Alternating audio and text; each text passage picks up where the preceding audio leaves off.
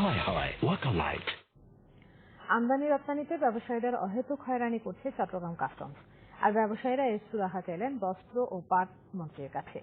Denim এক্সপোর শেষ দিনের অনুষ্ঠানে বিজিএমইএ এর নেতারা জানান, রাজস্ব বোর্ড ও কাস্টমস প্রতিনিয়ত বাধাগ্রস্ত করছে।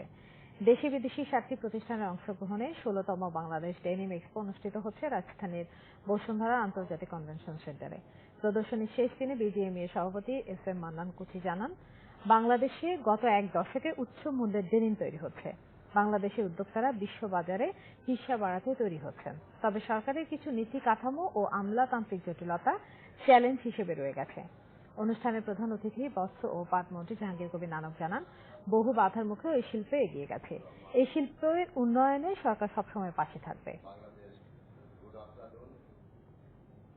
নিরাপদ ও কমপ্লায়েন্ট পোশাক প্রস্তুতকারক দেশ হিসেবে তারা বাংলাদেশকে সোর্সিং ডেস্টিনেশন হিসেবে বেছে নেবেন এবং পোশাকের যথাযথ মূল্য বা ফেয়ার প্রাইস দিবেন। আফ্রিকার কোন নন কমপ্লায়েন্ট দেশের পোশাকের তুলনায় আমাদের পোশাকের মূল্য বেশি হবে, সেটিই তো স্বাভাবিক।